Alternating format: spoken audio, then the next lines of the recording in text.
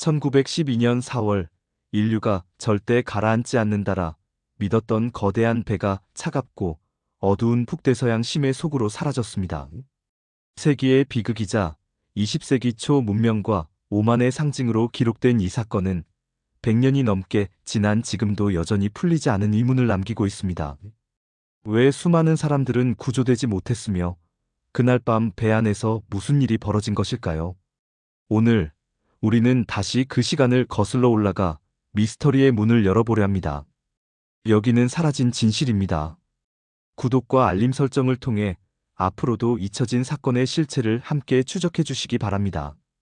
타이타닉은 1912년 4월 10일 영국 사우샘프턴을 출항했습니다. 거대한 흰색 선체 위에는 부와 권위를 상징하는 퍼스트 클래스의 호화로운 객실, 희망과 미래를 꿈꾸는 이민자들이 가득 찬 3클래스 객실이 공존하고 있었습니다. 확정된 기록에 따르면 탑승객과 승무원을 합쳐 약 2,200여 명이 승선했고 배 안은 당시 인류가 구현할 수 있는 최고 수준의 기술과 장식으로 가득했습니다. 4월 14일 저녁 바다는 평온했습니다. 22시 무렵 선원들은 얼음 경고를 여러 차례 받았습니다. 그러나 추정에 따르면 대서양 횡단 기록에 대한 압박과 자신감이 결합해 선장은 여전히 고속 항해를 유지한 것으로 전해집니다. 23시 40분 선체 우연에 빙산이 관측되었습니다. 확정된 보고에 따르면 회피 기동은 시도되었지만 거대한 빙산은 배의 우연 측면을 긁으며 치명적인 손상을 입혔습니다. 선체는 5구획 이상이 파손되었고 이는 설계 상배가 결코 견뎌낼 수 없는 상황이었습니다. 사고 직후 선장은 무선실에 구조 신호를 발신하도록 지시했습니다. 0시 15분경 세계 최초로 사용된 SOS 신호가 차갑게 울려 퍼졌습니다. 그러나 가까운 선박은 간헐적인 교신 불능이나 거리를 이유로 즉시 도착할 수 없었습니다. 확정된 사실로 카파시어호가 약 90km 거리에서 가장 먼저 응답했지만 새벽 4시경에야 현장에 도착할 수 있었습니다. 배 안의 상황은 분 단위로 급격히 악화되었습니다. 0시 30분경 구명보트 하강이 시작되었습니다. 그러나 추정 기록에 따르면 일부 구명보트는 정원보다 훨씬 적은 인원을 태운 채 떠나버렸습니다. 규율과 질서보다는 혼란과 불신이 지배했던 순간이었습니다. 1시 30분 배의 경사도가 점점 가팔라지며 선원들은 남은 사람들을 상갑판으로 몰아넣었습니다.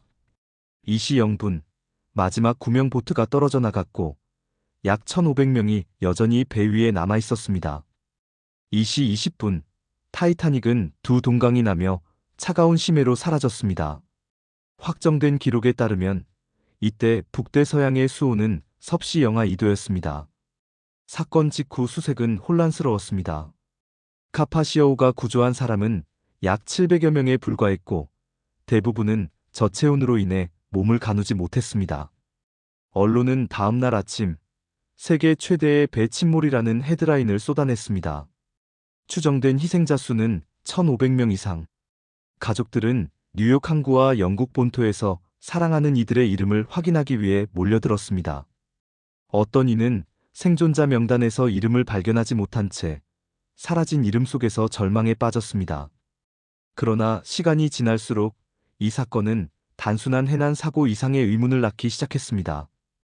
왜 그렇게 많은 얼음 경고가 무시되었는지, 왜 구명보트 수용 인원이 전체 인원의 절반에도 미치지 못했는지, 또 왜 인근에 있던 것으로 추정되는 선박 캘리포니아호는 구조에 나서지 않았는지 논란이 일었습니다. 일부 증언에 따르면 캘리포니아호는 불과 30km 떨어진 곳에서 타이타닉의 조난 신호탄을 목격했으나 이를 단순한 축하 불꽃으로 오인했다는 주장이 제기되었습니다. 이는 확정되지 않은 의혹으로 남아 있습니다. 더 나아가 선체 설계와 건조 과정에서의 은폐된 결함 가능성도 논란이 되었습니다. 추정에 따르면 일부 격벽은 규정보다 얇게 제작되었으며 선체 강철의 품질 역시 혹독한 북대서양 환경을 견디기 어려웠다는 분석이 제시되었습니다. 또한 일부 역사가는 타이타닉이 아니라 자매선 올림픽호와 선박 교환을 했다는 음모론까지 제기했지만 이는 명확히 입증되지 않았습니다. 오늘날 해저 탐사 기술로 확인된 선체 잔해는 당시의 참혹한 상황을 그대로 보여주고 있습니다. 산산조각난 객실, 바닥에 흩어진 식기와 의류, 그리고 수많은 개인 소지품들이 발견되었습니다. 확정된 사실은 이 물건들이 1912년 그날 밤 갑작스레 끊긴 삶의 증거라는 것입니다. 그러나 추정의 영역은 여전히 큽니다. 일부 연구자는 발견된 잔해의 위치와 침몰 경로가 당시 증언과 일치하지 않는다며 또 다른 사건의 단서가 숨겨져 있을 가능성을 제기합니다. 그렇다면 이 비극이 오늘날 우리에게 남긴 의미는 무엇일까요? 타이타닉은 인간의 과도한 자신감과 안전보다 이익을 앞세운 선택이 어떻게 비극으로 이어지는지 보여주는 상징이 되었습니다.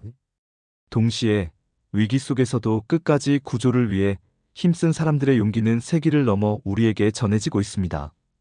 오늘의 이야기를 마무리하며 우리는 기억해야 합니다.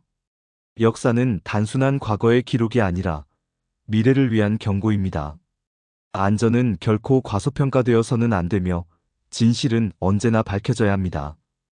여러분이 함께 해주시는 것이 사라진 진실이 앞으로도 세상에 남겨진 미스터리를 추적해 나가는 힘이 됩니다. 구독과 알림 설정 부탁드립니다. 감사합니다.